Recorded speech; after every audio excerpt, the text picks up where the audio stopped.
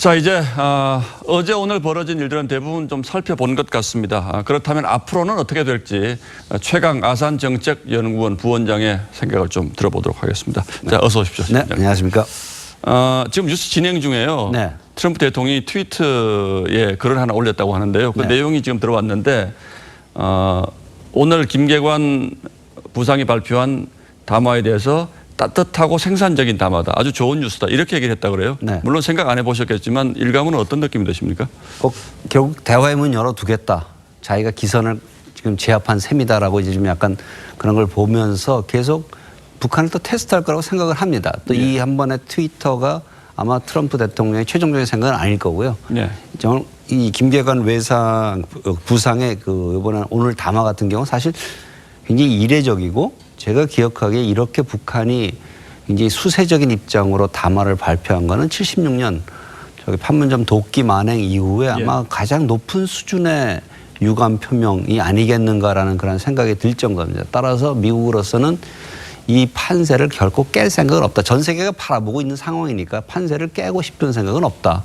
대화의 문은 열어두고 있고 북한이 계속 이러한 것을 계속 앞으로도 해주길 바란다라는 메시지를 동시에 이 트위터를 통해서 보낸 것 같습니다.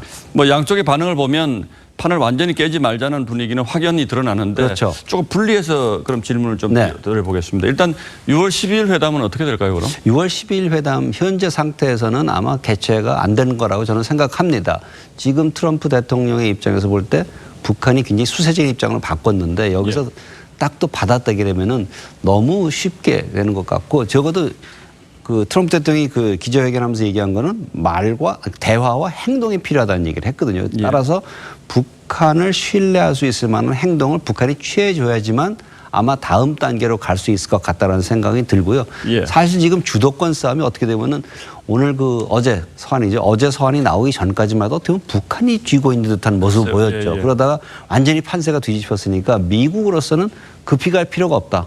따라서 북한을 조금 더 몰아세우면서 자기들이 취할 수 있는 최대한의 이익을 취해보겠다라는 쪽으로 갈 것 같습니다. 따라서 대화의 문을 열어두되 계속 압박하는 그 기자회견에서 그랬지 않습니까? 최대의 압박은 계속 유지가 될 것이다. 그럼 6월 12일 날 회담은 못 열리지만 그 이후에는 또 시간을 보면서 시간을 좀 아마 북한의 행동을 좀 볼 겁니다. 지금은 김계관 부상의 담화 뭐 평가는 했지만은 그 정도 갖고 지금 트럼프 대통령이 다시 대화에 나서겠다라고 하지는 않을 것 같습니다. 지난번에 이제 중국 다녀온 것을 굉장히 불쾌하게 생각한 것 같은데 결국은 비핵화 부분에 있어서 미국이 보기에는 북한이 완전한 비핵화를 할까 이런 의구심을 가지고 있는 건 분명해 보이는 거죠. 네, 그렇죠.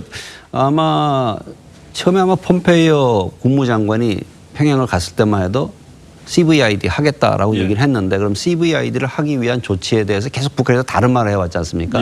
동시적 단계적이 돼야 될 거고 미국의 적대시 정책이 없어져야 될 거고 이런 쪽으로 쭉 북한이 몰아치는 형태가 되다 보니까 미국으로서도 더 이상 양보하기 쉽지 않다. 왜냐하면 사실 그 한미 정상회담 이전만 해도 미국이 약간 유연성을 발휘하는 부분이 있지 않습니까? 경제적인 지원도 할 수 있을 것이고 북한 체제 안전 보장을 하겠다라는 등등의 얘기를 했음에도 불구하고 계속 북한이 몰아치는 모양새를 가져오다 보니까 미국으로서도 여기서 물러날 수는 없다. 북한에 대해서 압박할 부분을 다시 압박을 시작을 해야 될 필요성을 느낀 것 같습니다. 북한이 여기서 더 물러난다면 어떤 액션을 취할 가능성이 있습니까? 아마 지금 가장 1차적으로 지금 여러 가지 이번에 정상회담이 무산된 원인 중에 하나가 북한을 못 믿겠다. 즉 이번에 풍계리에 원래 김정은 위원장이 얘기했던 건 풍계리의 전문가와 언론을 초청하겠다. 그런데 전문가를 초청 안 했거든요. 따라서 과연 풍계리 이 핵실험장을 제대로 폐쇄를 했는지를 한번 확인해 주는 조치 정도가 있어야 될 것 같다는 생각은 듭니다.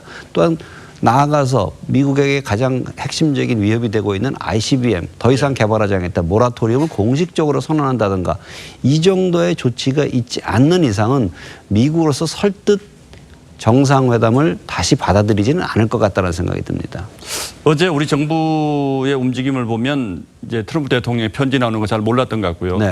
뭐 굉장히 오늘 하루도 입장이 좀 난처했을 것 같은데 우리 정부는 지금으로서는 어떻게 하는 게 제일 현명한 일입니까? 우리 정부의 입장으로서는 결국 문제의 발단은 북한에 있는 거죠. 북한이 비핵화에 대한 확신을 못 주었다는 부분과 그리고 신뢰를 저버리는 행동을 해왔다는 부분을 갖다가 반드시 시정해야 될 겁니다. 따라서 여기서는 아마 한국이 중재 역할을 했다라는 것에 대해서 미국에서 상당히 불만이 좀 있는 것 같습니다.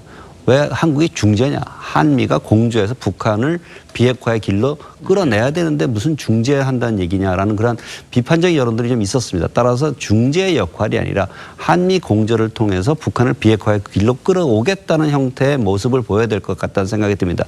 뭐 문재인 대통령과 김정은 위원장의 뭐 이 핫라인을 통해서라도 북한의 어떤 긍정적인 조치가 있어야 된다는 걸 계속 강조하면서 끌어나오는 모습을 보여줘야 되고 북한의 행동에 기초해서 그것을 가지고 미국에 대해서 드디어 우리가 북한을 비핵화의 장으로 끌어냈으니까 다음 단계에 갑시다라는 형태를 취해야 될 것 같다는 생각이 듭니다. 어떻게 보면 미국의 지금 이것이 우리 정부에 주는 메시지일 수도 있다 이렇게 봐야 되겠네요. 그렇죠. 어떻게 되면 사실 그 트럼프 대통령이 공개 서한을 발표하기 전에 한미 정상회담이 개최가 되었고 발표하기 전에라도 어떤 언지가 있었다면 한국 정부로서도 어떤 준비할 시간적 여유가 있었고 마음의 준비가 있었을 텐데 전혀 그렇지 않았던 것 같습니다. 따라서 그만큼 물론 이제 이것이 유출될까 봐 공개하지 않았다라는 얘기도 있긴 있습니다만은 그래도 동맹 관계에 있다면은 그 정도는 충분히 사전 뭐 30분 전이라든가 1시간 전에 통보를 하고 이 조치할 수 있는 충분한 시간적 여유를 줬어야 되는데 그렇지 못하다는 것이